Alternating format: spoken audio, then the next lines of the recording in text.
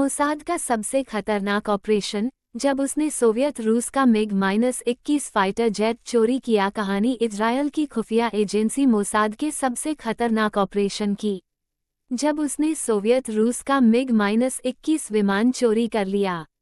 ये ऑपरेशन किसी फिल्मी कहानी से कम नहीं। आपने जेम्स बॉन्ड या जासूस आधारित फिल्मों में अक्सर देखा होगा कि कोई शख्स बड़ी हिम्मत और बहादुरी से किसी देश का विमान चोरी कर लेता है। इस तरह की बातें फिल्मों में ही अच्छी लगती हैं, लेकिन अगर यह कहा जाए कि ऐसा सच में भी हुआ था तो आप क्या कहेंगे?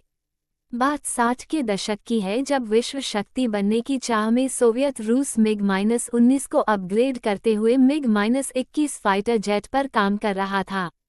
सोवियत रूस की मदद से मिस्र, लेबनान और इराक मिग-21 पाकर इजरायल को हड़का रहे थे। तब इजरायल ने निश्चय किया कि वो मिग-21 विमान को ही चुरा लेगा। इस असंभव से मिशन में उसे तीसरी कोशिश पर सफलता मिली।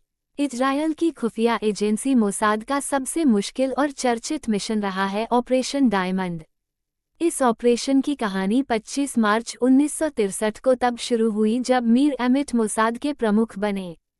उन्होंने पद संभालने के बाद इजरायल के बड़े अधिकारियों से पूछा कि मोसाद इजरायल के लिए ऐसा क्या करे जो आज तक की सबसे बड़ी उपलब्धि होगी। जवाब में सभी ने मीर से कहा कि अगर वो सोवियत रूस का मिग-21 फाइटर विमान इजरायल ला जाएं तो बहुत फायदा हो सकता है।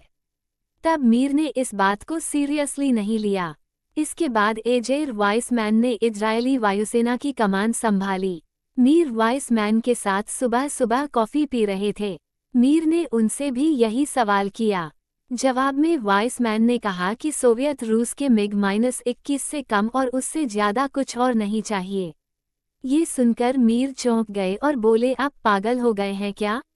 आप नहीं जानते पूरे पश्चिमी एशिया में मिग-21 किसी के पास नहीं है। खैर बात बनी और मिग-21 विमान को इजरायल लाने के लिए शुरू हुआ ऑपरेशन डायमंड। जब 2 कोशिशों में फेल हुआ, मोसाद पहली कोशिश 1960 में मिस्र से की गई। यहाँ इस काम की जिम्मेदारी जीन थॉमस को दी गई। जीन को मिस्र से मिग-21 विमान चोरी करके इजरायल लाना था, लेकिन बदकिस्मत से वो पकड़े गए और अपने 2 अन्य साथियों के साथ फांसी पर लटका दिए गए।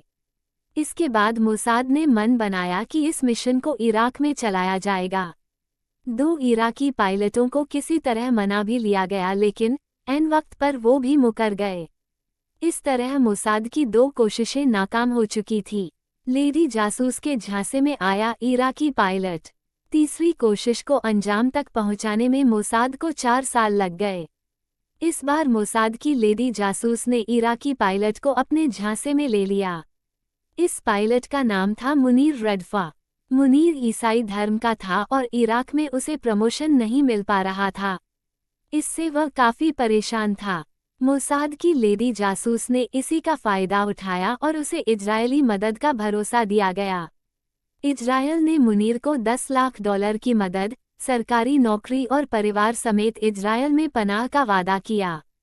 मुनीर मान गया और फिर 16 अगस्त 1966 को वो ऐतिहासिक दिन आया जब मुनीर ने इराक से मिग-21 चोरी किया और इजरायल में लैंड कराया। मिग-21 से इजरायल को क्या फ़ायदा हुआ?